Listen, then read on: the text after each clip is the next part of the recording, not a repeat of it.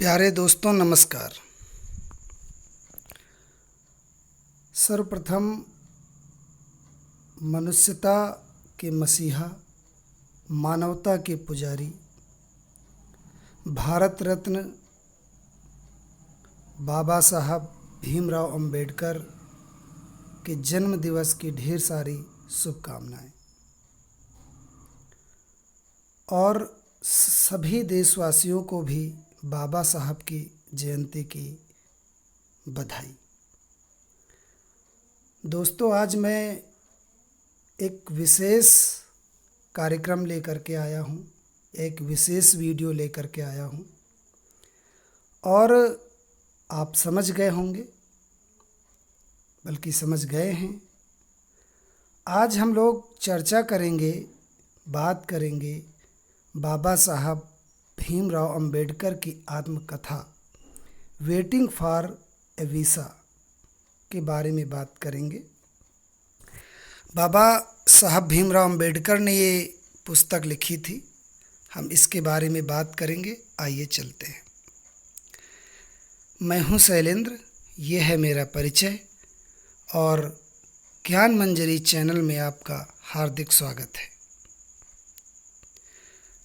बात शुरू करते हैं अंबेडकर जी के एक सूक्ति से, एक विचार से। अंबेडकर जी का कहना है कि मैं उसी धर्म को मानता हूँ जो हमें समानता, स्वतंत्रता और आपस में भाईचारा रखना सिखाता है। डॉक्टर अंबेडकर महामानव थे और जब आज हम धर्म को लेकर के लड़ते और झगड़ते हैं तो हमें अंबेडकर के इस कथन को अपना मार्गदर्शक समझना चाहिए। जिस धर्म में समानता हो, लोगों को स्वतंत्रता प्राप्त हो और सबसे बड़ी चीज़ कि आपस में भाईचारा हो,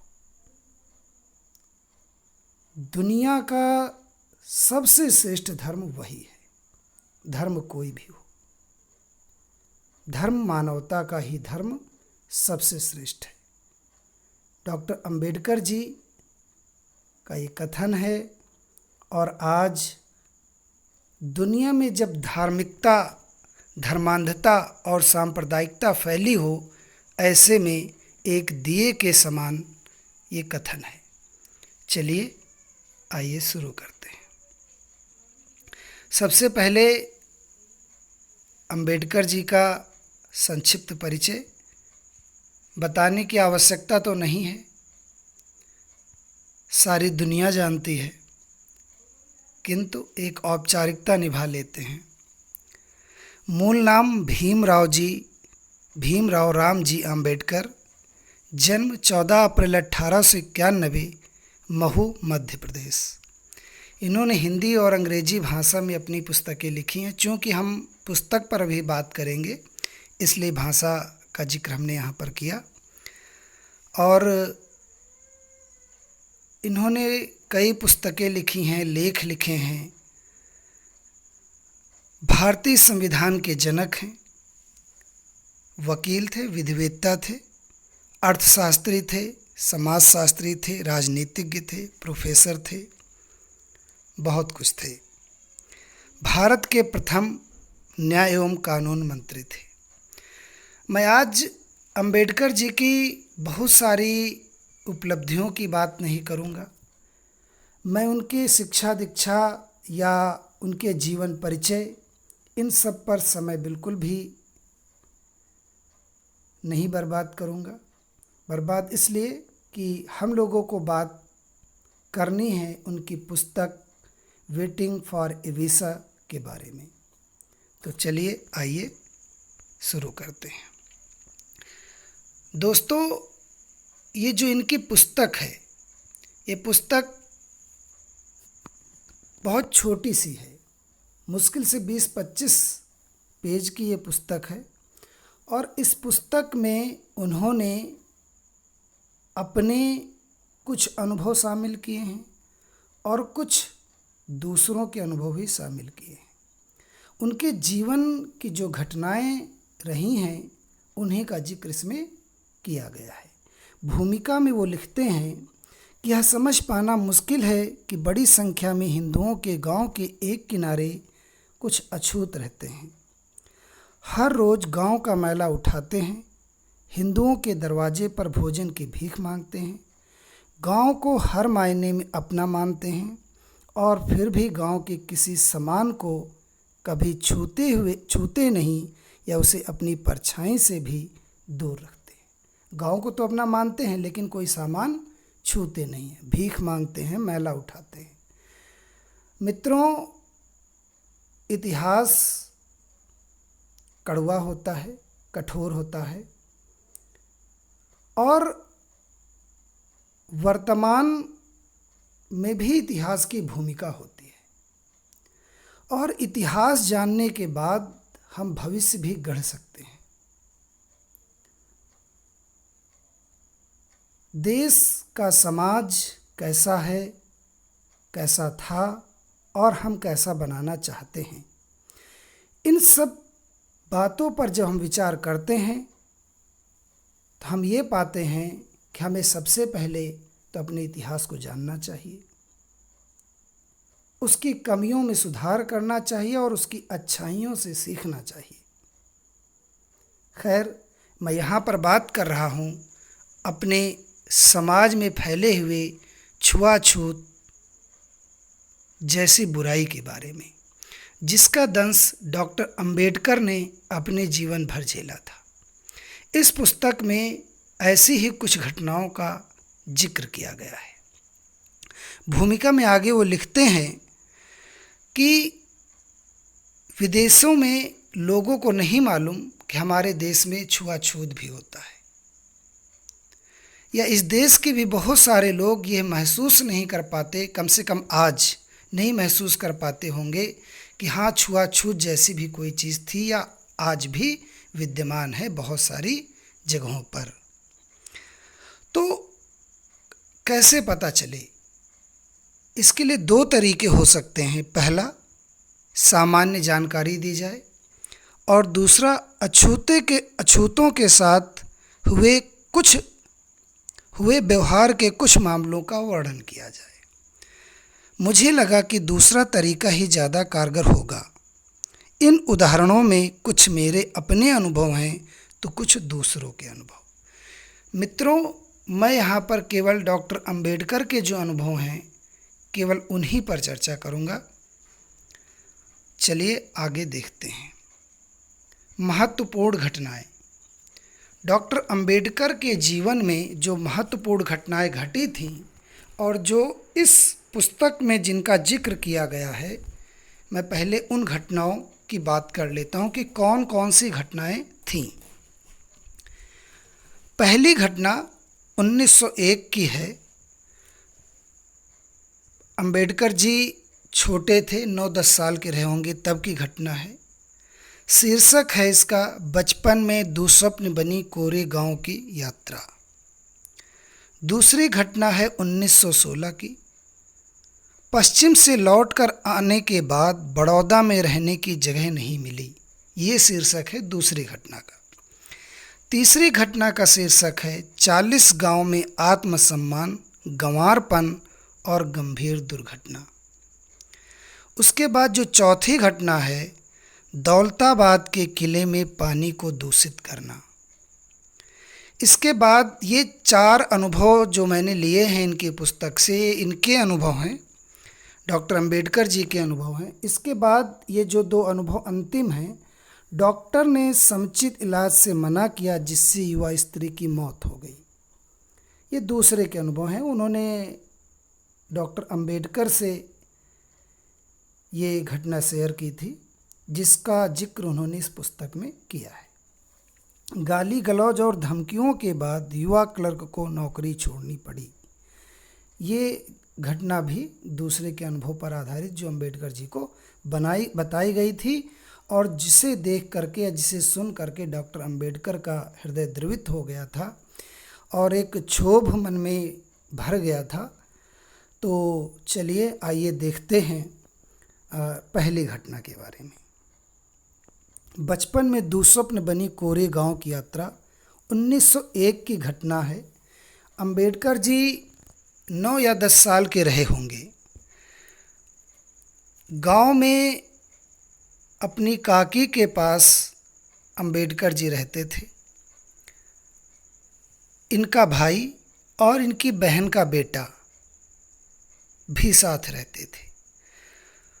पिताजी परंपरागत कार्यों को छोड़ करके ब्रिटिश ईस्ट इंडिया कंपनी की फ़ौज में भर्ती हो गए थे और जब वहाँ से छुट्टी मिली तो वो गांव लौटने के बजाय सतारा ज़िले में कोरे गांव में एक खजांची हो गए। वहीं पर रहने लगे और सारे बच्चे, सारा परिवार गांव में रहता था। और गांव में काकी थी जो उनकी देखभाल करती थी, डॉक्टर अंबेडकर की। लेकिन देखभाल क्या कर सकती थी?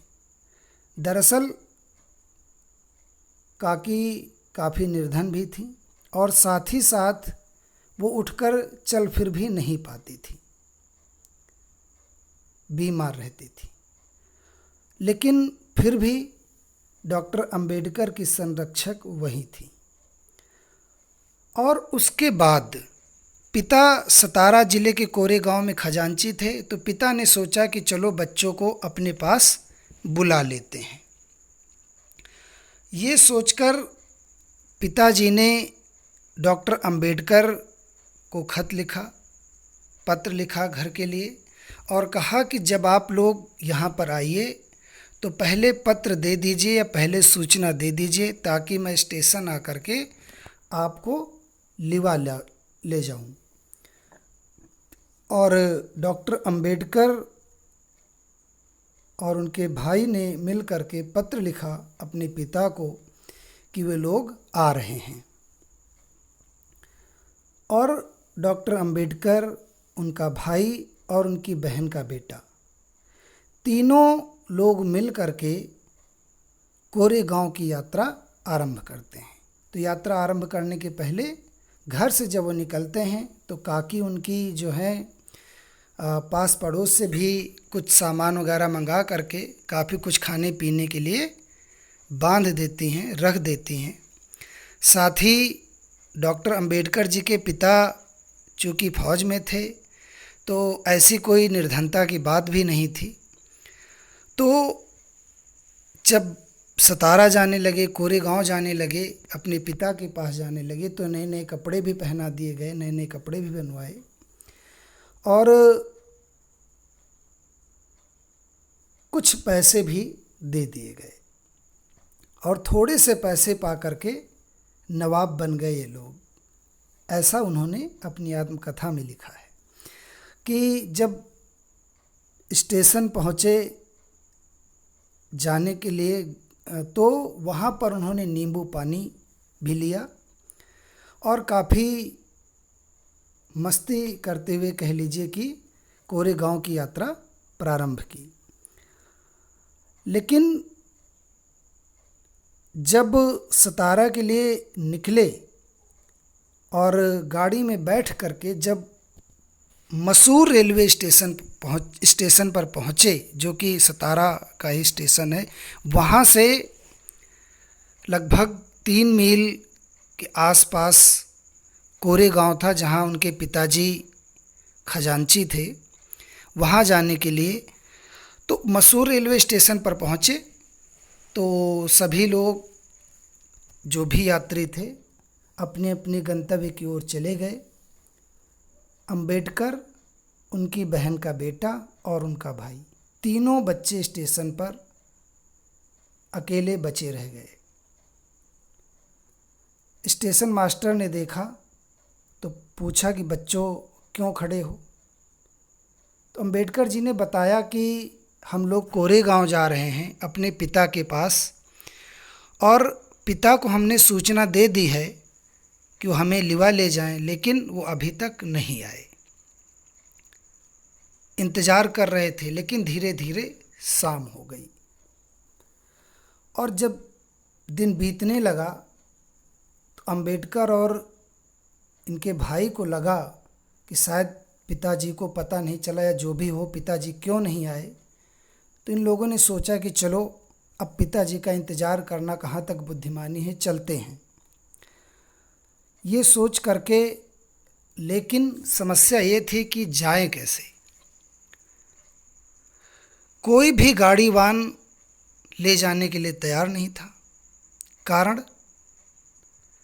दरअसल रेलवे स्टेशन का जो स्टेशन मास्टर था उसने पूछा कि देखा अच्छे कपड़ों में तो सोचा कि कोई अच्छे ही परिवार से होंगे, किसी उच्च जाति के होंगे, लेकिन फिर भी जैसा कि आम होता है पूछते हैं कि आप कौन हो। तो बच्चों से जब स्टेशन मास्टर ने पूछा कि आप कौन हो, तो उन्होंने बच्चे तो बच्चे हैं और झूठ बोलना नहीं आया और बोल दिया कि हम महार हैं। और जब ये बताया तो स्टेशन मास्टर के मन में जो दया ममता थी वो शायद चली गई। क्या करता, लेकिन उसने कहा कि थोड़ी देर बाद फिर वो लौट करके आया और कहा कि तुम लोगों को जाने के लिए कोई गाड़ी नहीं मिलेगी, लेकिन मैं देखता हूँ, व्यवस्था करता हूँ। स्टेशन मास्टर यद्यपि इच्छुक तो नहीं था, लेकिन फिर भी उसने बच्चों की दशा को देख करके एक गाड़ीवान से बात की। कोई भी गाड़ीवान जाने के लिए तैयार नहीं था। एक गाड़ीवान तैयार हुआ, लेकिन इस शर्त पर कि वो दुगने पैसे लेगा और साथ ही साथ गाड़ी उन बच्चों को हाँकनी पड़ेगी। डॉक्टर अंबेडकर तैयार हो गए कि चलो चलते हैं,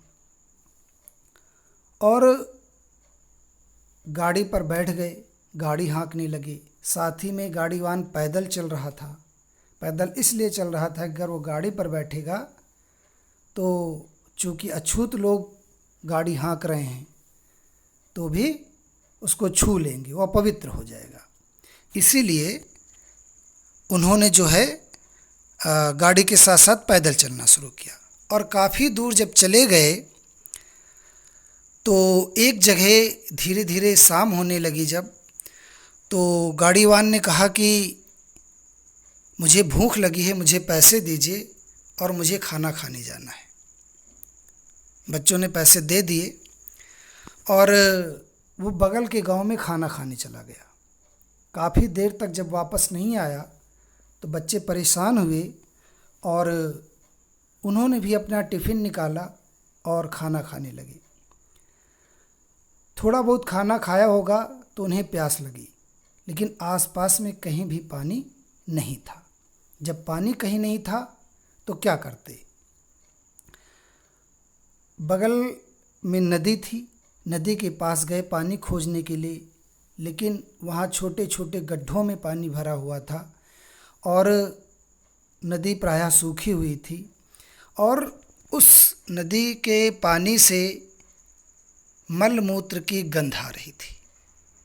तो उन्होंने वो पानी नहीं लिया, वापस चले आए और प्यास के मारे काफ़ी परेशान रहे और इंतज़ार करते रहे गाड़ीवान का कि गाड़ीवान आए तो चला जाए।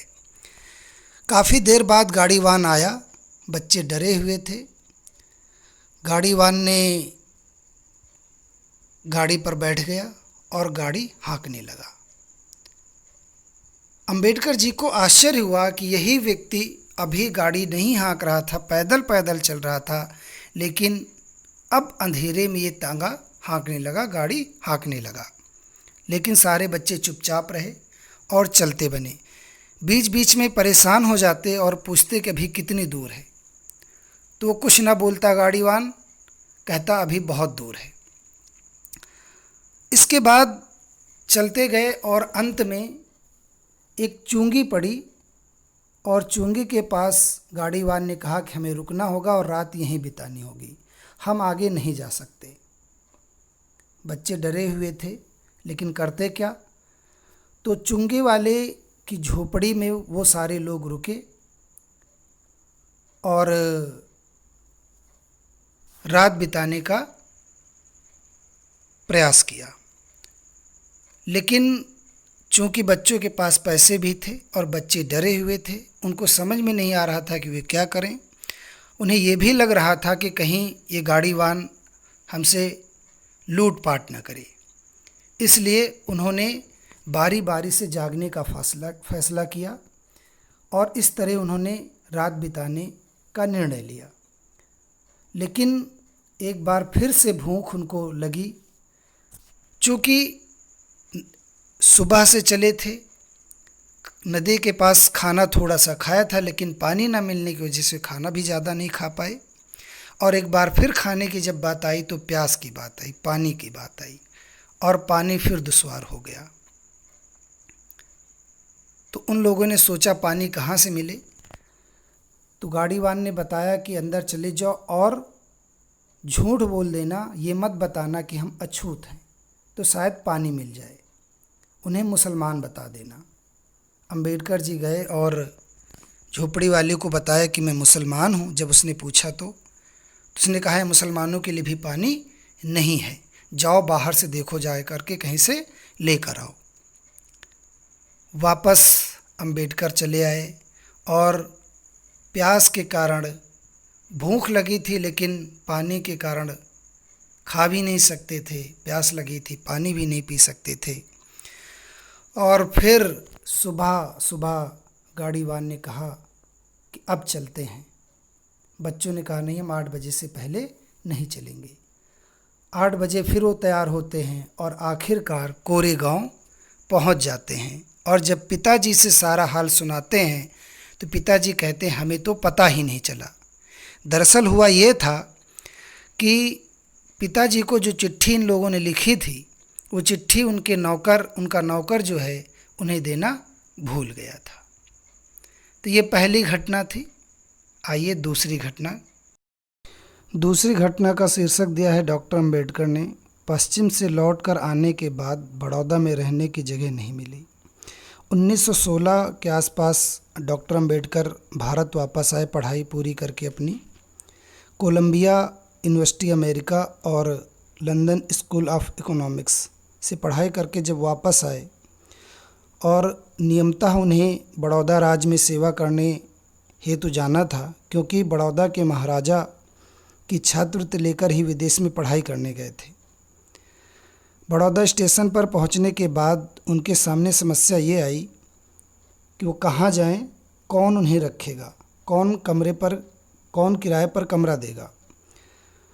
ये सब सोचते रहे और सोचते ही उन्होंने तांगे वाले से पूछा कि क्या आसपास में कहीं कोई कमरा मिलेगा। तांगे वाले ने कैंप के पास ही पारसी सराय की बात बताई। डॉक्टर अंबेडकर यह सुनकर थोड़ा खुश हुए कि इसका मालिक पारसी है, शायद उसे अछूतों के रहने में कोई हर्ज ना हो। यह सोचकर वह अपना सामान लेकर पारसी सराय पहुंच गए और सराय 2 मंजिला थी। ऊपर के कमरे में उनका सामान पहुंचाया गया। उसके बाद जब वह कपड़े चेंज कर ही रहे थे तभी केयरटेकर हाथों में किताब लेकर आया और वो समझ गया कि पारसी नहीं है। तो उसने पूछा कि तुम कौन हो। डॉक्टर अंबेडकर का नाम, मैं हिंदू हूँ। तो उसने कहा हिंदुओं के रहने की जगह नहीं है ये। डॉक्टर अंबेडकर ने कहा मुझे कोई आपत्ति नहीं है, अगर आपको आपत्ति ना हो तो। उसने कहा नहीं, ऐसा नहीं हो सकता। डॉक्टर अंबेडकर ने कहा देख लो। उसने कहा कि ठीक है, एक शर्त है कि आप अपना नाम पारसी रखोगे, चूँकि हमें रजिस्टर में लिखने में समस्या आती है, मुझसे पूछा जाएगा। अगर आप अपना नाम पारसी रखने के लिए तैयार हो जाओ तो मैं सराय में आपको जगह दे सकता हूँ, साथ ही आपको पैसे भी अधिक देने पड़ेंगे। डॉक्टर अंबेडकर ने स्वीकार कर लिया, क्योंकि उन्हें कहीं और जगह मिलने वाली नहीं थी। सराय का वातावरण बहुत ही अच्छा नहीं था। चमगादड़ बोलते थे आसपास में। कुछ यात्री ज़रूर वहाँ पर रुकते थे, लेकिन उनमें से कई नशा इत्यादि करके पड़े रहते थे। इस तरह के वातावरण में मानसिक स्थिति डॉक्टर अंबेडकर की काफ़ी चिंताजनक थी। बावजूद इसके उनके पास कोई विकल्प नहीं था। उन्होंने इस सारे वातावरण को तिलांजलि देते हुए चुपचाप किताबों में अपना मन लगा लिया और किताबें पढ़ने लगे। दिन में जाते, नौकरी करते, वापस देर रात तक आते और किताबों में लग जाते। कुल मिलाकर के सारा कुछ धीरे धीरे सही चलने लगा। डॉक्टर अंबेडकर को लगा कि फिर भी ठीक है। बावजूद इसके वो सराय छोड़ना चाहते थे, क्योंकि वो रहने का अच्छा वातावरण वहाँ पर नहीं था। लेकिन इसी क्रम में 11वें दिन शाम को जब वो अपने कमरे में बैठे किताब को पढ़ रहे थे, तभी उन्हें अचानक आहट सुनाई दी कि कुछ लोग दरवाजे के बाहर हैं। और थोड़ी ही देर में डॉक्टर अंबेडकर को समझ में आ गया कि ये कोई यात्री नहीं है, और दर्जनों पारसी थे, लाठी डंडे लेकर के आए थे और डॉक्टर अंबेडकर को भला बुरा कह रहे थे, दरवाज़ा पीट रहे थे। डॉक्टर अंबेडकर ने दरवाज़ा खोला और विनम्र शब्दों में पूछा कि आप लोग क्या चाहते हैं। पारसी जितने थे भला बुरा कहने लगे डॉक्टर अंबेडकर को, पूछने लगे कौन हो, कैसे आए और तुम्हें कैसे हिम्मत हुई एक पारसी नाम रखने की, तुम मुझे धोखा दे रहे हो, बताओ तुम्हें कब जाना है यहाँ से। डॉक्टर अंबेडकर ने कहा कि अगर सप्ताह भर मौका मिल जाता। पारसियों ने कुछ नहीं सुना और कहा आज शाम को तुम यहाँ पर दिखाई नहीं देने चाहिए। डॉक्टर अंबेडकर निकल गए और अगले दिन पूरा दिन सोचते रहे कि कहाँ जाएं, क्या करें। उन्हें 2 मित्रों का ख्याल आया, जिनमें एक हिंदू था और एक ईसाई था, क्रिश्चियन था। उन्होंने दोनों के बारे में सोचा। पहले वह हिंदू के घर गए, चूँकि वो दोनों विदेश में मित्र थे। उनके पास गए, पहले हिंदू के घर गए, हिंदू मित्र के यहाँ गए और उनसे जब सारी बातें बताईं तो उसने कहा कि मैं आपको रख तो लूँ, मुझे कोई दिक्कत नहीं है, लेकिन हमें हमारे सारे नौकर छोड़कर चले जाएंगे। डॉक्टर अंबेडकर समझ गए और वहाँ से फिर वो क्रिश्चियन मित्र के यहाँ गए। उसने कहा कि मैं पत्नी से पूछ कर बताऊँगा। जवाब साफ था कि वो रखना नहीं चाहता। इन्हीं स्थितियों में डॉक्टर अंबेडकर के पास कोई विकल्प नहीं था, सिर्फ एक ही विकल्प था कि बड़ौदा से वापस बम्बई लौट जाएं। रात की 9 बजे की ट्रेन थी। तब तक का समय कहाँ काटा जाए। पास ही का मीठा बाग थी, उसी बाग में बैठे रहे, इंतज़ार करते रहे और ये सोचते रहे कि हमारे देश में अछूतों के लिए कहीं भी जगह नहीं है। उन्हें पहले लगता था कि पारसियों के यहाँ अछूत इत्यादि नहीं माना जाता, किंतु ऐसा सोचना उनका गलत था। तो ये दूसरी घटना थी। मित्रों, आइए तीसरी घटना के बारे में जानते हैं। 40 गांव में आत्मसम्मान, गंवारपन और गंभीर दुर्घटना। 1929 के आसपास की बात है। ब्रिटिश सरकार द्वारा दलितों के मुद्दों की जांच के लिए एक कमेटी गठित की गई थी, जिसका सदस्य डॉक्टर अंबेडकर को बनाया गया था। 40 गांव में एक कांड की जांच के लिए डॉक्टर अंबेडकर को जाना था। 40 गांव स्टेशन के पास जब वो पहुँचे तो वहाँ पर दलितों ने उनका स्वागत किया और साथ ही कहा कि वो उनके गांव में जाकर रुकें, उनका आतिथ्य स्वीकार करें। डॉक्टर अंबेडकर ने यद्यपि चाहा ये था कि वो जांच करके वापस चले आते, लेकिन काफ़ी निवेदन करने पर वो रुकने के लिए तैयार हो गए और 40 गांव अब जांच पूरी करके जब वापस 40 गांव स्टेशन पहुँचे तो वहाँ से महारवाड़ा लगभग 2 मील था, जहाँ पर उन दलितों के गांव थे, घर थे। डॉक्टर अंबेडकर का स्वागत किया गया, माला इत्यादि पहनाई दलितों ने। उसके बाद डॉक्टर अंबेडकर लगातार खड़े रहे। उन्हें ये नहीं समझ में आ रहा था कि उन्हें इंतज़ार क्यों करवाया जा रहा है, चलने के लिए क्यों नहीं कहा जा रहा। यद्यपि पैदल भी जाया जा सकता था, किंतु बाद में डॉक्टर अंबेडकर को समझ में आया कि उन्हें क्यों रोका गया था। तभी एक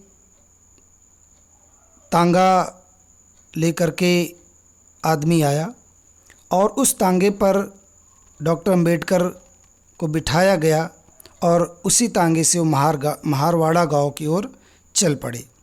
रास्ते में एक नाला था और उस नाले पर जो पुल बना था उसमें दीवारें इत्यादि नहीं थी और उधर से ही जाना होता था, उसी तरफ से रास्ता था।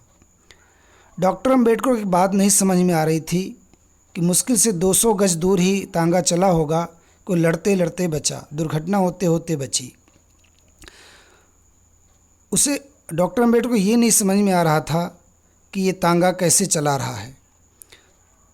जब उस नाले पर पहुँचे तो तीखा मोड़ था और मोड़ तांगा ठीक से काट नहीं पाया और तांगा और घोड़ा उसी नाले में जाकर गिरे। दुर्घटना हो गई। डॉक्टर अंबेडकर भी गिर गए। उनके हाथ और पैरों में काफ़ी चोट आई, बल्कि एक पैर भी टूट गया। बाद में गांव के बहुत सारे लोग आए और उन्हें उठाकर ले गए, उनका इलाज इत्यादि कराया गया। बाद में डॉक्टर अंबेडकर को समझ में आया कि ऐसा क्यों हुआ। दरअसल महारवाड़ा गांव में तांगा तो मिल गया लेकिन चालक नहीं मिला। कारण ये था कि डॉक्टर अंबेडकर अछूत थे और उनको लाने के लिए कोई भी तांगा वाला तैयार नहीं था। दलितों में कोई तांगा चलाना जानता नहीं था। लेकिन डॉक्टर अंबेडकर के सम्मान में कमी न आए, शायद ये सोचा दलितों ने और वो स्वयं ही लेकर के तांगा चल पड़े। लेकिन शायद उन्हें ये नहीं समझ में आया कि आत्मसम्मान से बड़ी चीज़ तो ये थी कि डॉक्टर अंबेडकर की सुरक्षा ज़्यादा ज़रूरी थी। ये बात ध्यान नहीं दिए। तो इस प्रकार ये दुर्घटना हो गई और सवारी की गरिमा से अधिक जो है सुरक्षा महत्वपूर्ण थी उस समय। तो ये तीसरी घटना थी। चलिए चौथी घटना की ओर चलते हैं। दौलताबाद के किले में पानी को दूषित करना। लगभग 1934 के आसपास की ये घटना है। डॉक्टर अंबेडकर और उनके कुछ साथियों ने घूमने की योजना बनाई। औरंगाबाद में स्थित वेरूल की बौद्ध गुफाएं जाने का उनका मन था। उसके अतिरिक्त रास्ते में जो भी स्थान दर्शनीय स्थल मिलेंगे उन्हें भी देखने की इच्छा थी। औरंगाबाद के रास्ते में दौलताबाद पड़ता था, जो उस समय निजाम के शासन के अंतर्गत आता था। पहले वह एक हिंदू राजा के अधिकार क्षेत्र में हुआ करता था। लोगों, अंबेडकर के साथियों ने सोचा कि दौलताबाद का किला भी देखा जाए और ऐसा मौका बार बार नहीं मिलेगा। सभी साथी इत्यादि लोग दौलताबाद किले के निकट पहुंच गए और फाटक पर ही एक पानी का छोटा सा टैंक था। चूँकि सारे दिन यात्रा करते करते उनके हाथ मुंह इत्यादि पर धूल जम गई थी, तो उस टैंक में उन्होंने हाथ मुंह धोया और उनको हाथ मुंह धोते हुए एक बूढ़े मुसलमान ने देख लिया। उसने तुरंत कहा, तुम थेड़ हो और तुमने टैंक का पानी क्यों गंदा कर दिया। थेड़ मतलब अछूत। तुम अछूत हो और टैंक का पानी गंदा कर दिया। गाली गलौज करने लगा और औकात बताने की धमकी देने लगा। बात को टालने के लिए डॉक्टर अंबेडकर ने सफाई भी दी कि हमें नहीं पता था यहाँ का क्या नियम है, इसलिए शायद गलती हो गई। किंतु वो बूढ़ा मुसलमान कुछ भी सुनने के लिए तैयार नहीं था। उसी के साथ एक नौजवान मुसलमान भी गालियाँ देना शुरू कर दिया और बार बार औकात बताने की बात कहने लगा। और ऐसे में ही काफ़ी उत्तेजना फैल गई। यहाँ तक की स्थिति बिगड़ गई कि मारपीट तक की नौबत आ गई। इस सब से बचना चाहते थे डॉक्टर अंबेडकर और उनके साथी कि इस घूमने के प्लान को एक अराजक स्थिति में न बदला जाए। किंतु जब वो बिल्कुल नहीं मान रहे थे तो डॉक्टर अम्बेडकर को गुस्सा आ गया और उन्होंने कहा, क्या तुम्हारे धर्म में यही सिखाया जाता है? अगर अभी हम मुसलमान होते या अभी मुसलमान धर्म ग्रहण कर लें तो क्या तब भी तुम मेरे साथ ऐसा ही व्यवहार करोगे? बूढ़ा मुसलमान चुप हो गया और कहा, ठीक है, अब आप जाएं। डॉक्टर अम्बेडकर ने कहा, हाँ बिल्कुल जाना चाहते हैं हम। अगर आप अंदर नहीं जाने देंगे तो अवश्य ही चले जाएंगे। अब आप बताइए हमें अंदर जाना है या नहीं? तो एक कर्मचारी ने कहा, अपना नाम लिख दीजिए। डॉक्टर अम्बेडकर ने अपना नाम लिखा और वो पर्ची लेकर के सुपरिटेंडेंट के पास गया। वहाँ से वापस आया और उसने कहा कि आप किले के अंदर जा सकते हैं, लेकिन इस शर्त के साथ कि आप अंदर कहीं भी पानी नहीं छुएंगे।